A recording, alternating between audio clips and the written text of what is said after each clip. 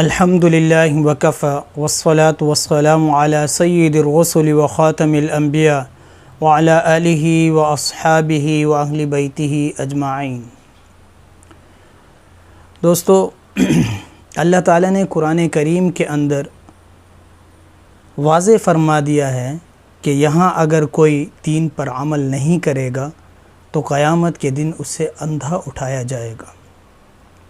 اللہ تعالیٰ قرآن کریم میں ارشاد فرماتے ہیں کہ وَمَنْ أَعْرَضَ عَنْ ذِكْرِي، کہ جو شخص میری نصیحت سے اعراض کرے گا، منہ پھیرے گا۔ وَمَنْ أَعْرَضَ عَنْ ذِكْرِي، اگلا جملہ اللہ تعالیٰ کا سننے کے قابل ہے۔ پہلا تو یہ ہے کہ وَمَنْ أَعْرَضَ عَنْ ذِكْرِي فَإِنَّ لَهُ مَعِيشَةً ضَنْقًا، کہ جو ہمارے نصیحت سے روگردانی کرے گا۔ نصیحت کیا ہے؟ نبی کریم صلی اللہ علیہ وسلم کی اتباع ہے۔ نصیحت کیا ہے؟ نماز، روزہ، حج، زکوٰۃ، یہ اللہ تعالیٰ کی نصیحتیں ہیں۔ اچھا اخلاق اللہ تعالیٰ کی نصیحت ہے۔ پڑوسی کے حقوق اللہ تعالیٰ کی نصیحت ہے۔ والدین کی خدمت اللہ تعالیٰ کی نصیحت ہے۔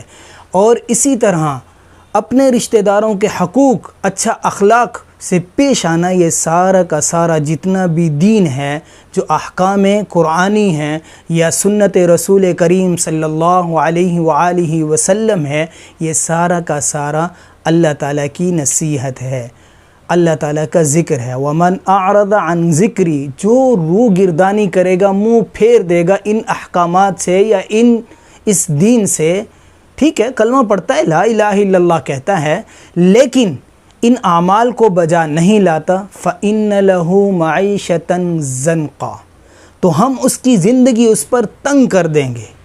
کیا مطلب تنگ کر دیں گے؟ یعنی کہ اس کی زندگی ہوگی لیکن تنگی سے گزارے گا۔ کبھی تو اسے پریشانیاں لاحق ہوں گی، کبھی اسے بیماریاں لاحق ہوں گی، کبھی اسے مالی پریشانی لاحق ہوگی، ضرور کچھ نہ کچھ ہوگا، اس لیے کہ اس نے اللہ تعالیٰ کے ذکر کو، اللہ تعالیٰ کی نصیحت کو مانا ہی نہیں ہے۔ اگر وہ مان لیتا تو یہ حالات نہ آتے۔ یہ تو صرف دنیا کا ذکر ہے۔ اللہ تعالیٰ آگے بھی ارشاد فرما رہے ہیں کہ وَمَنْ أَعْرَضَ عَنْ ذِكْرِي فَإِنَّ لَهُ مَعِيشَةً ضَنْقًا، ہم اس کی دنیا کی زندگی تو تنگ کریں گے۔ وَنَحْشُرُهُمْ يَوْمَ الْقِيَامَةِ أَعْمَى، اور قیامت کے دن ہم اسے اندھا کھڑا کریں گے۔ آنکھیں ہونے کے دنیا میں تو آنکھیں تھیں، لیکن قیامت کے دن اسے اندھا کھڑا کریں گے اللہ تعالیٰ۔ دیکھیں، پرچہ بھی آؤٹ ہو گیا کہ جو میری نصیحت اور عمل نہیں کرے گا، قیامت کے دن اس کے ساتھ یہ ہونے والا ہے، وہ یاد رکھے۔ فَإِنَّ لَهُ مَعِيشَةً ضَنْقًا وَنَحْشُرُهُمْ يَوْمَ الْقِيَامَةِ أَعْمَى، پھر یہی بندہ پوچھے گا، قَالَ رَبِّ لِمَ حَشَرْتَنِي أَعْمَى وَقَدْ كُنْتُ بَصِيرًا، کہ اے اللہ، میں یہاں اندھا اٹھایا گیا ہوں، حالانکہ دنیا کے اندر میرا جو آنکھیں تھیں وہ سلامت تھیں، میں دیکھتا تھا سب کچھ۔ قال رب لما حشرتنی اعمی وقد کنت بصیرا، میں جو دنیا گزار کے آیا ہوں وہاں میں بالکل آنکھوں سے دیکھا کرتا تھا، آج میری آنکھیں نہیں ہیں۔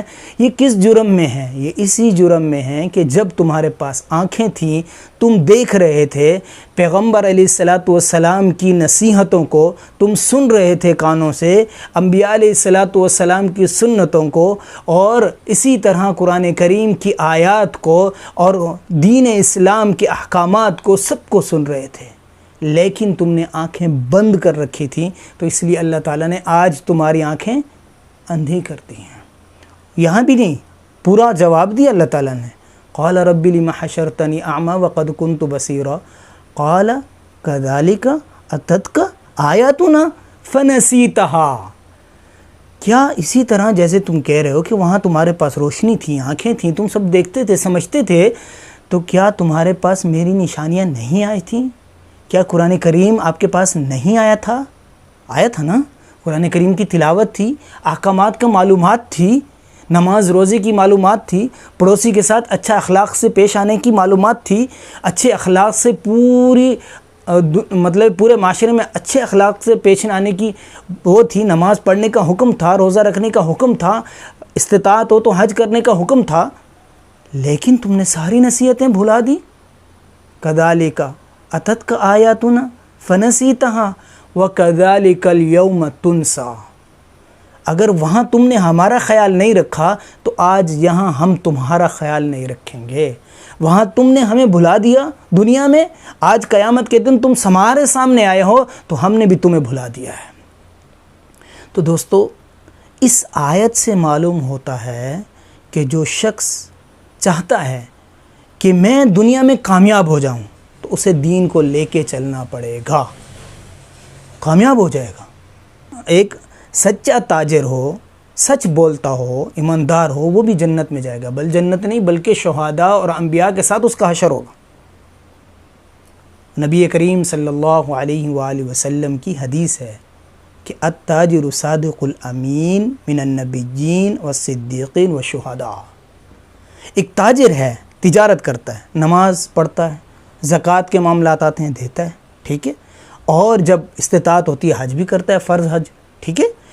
اس کے بعد اس کی دو صفات اور ہیں، ایک امین ہو، امانت دار ہو، اور دوسرا سچا ہو، مال میں گڑبڑ نہ کرتا ہو۔ تو وہ اس کا تجارت کرنا بھی ایسا ہے کہ وہ کہاں جائے گا؟ جنت میں، اور اس کا حشر بھی انبیاء کے ساتھ ہوگا۔ شہداء کا مطلب یہ ہوتا ہے کہ شہداء سے تو کوئی حساب کتاب نہیں ہے نا بھائی، تو اس وقت وہ بغیر حساب کتاب کے جنت۔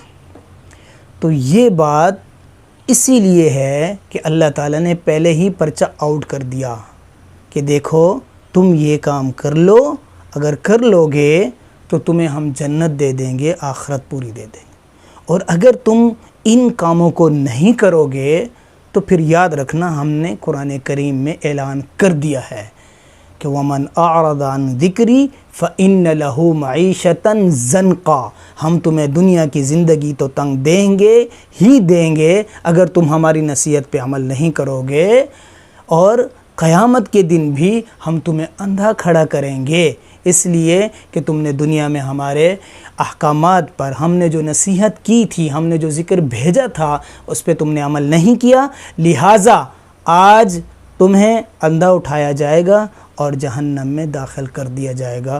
وآخر دعوانا ان الحمد للہ رب العالمین۔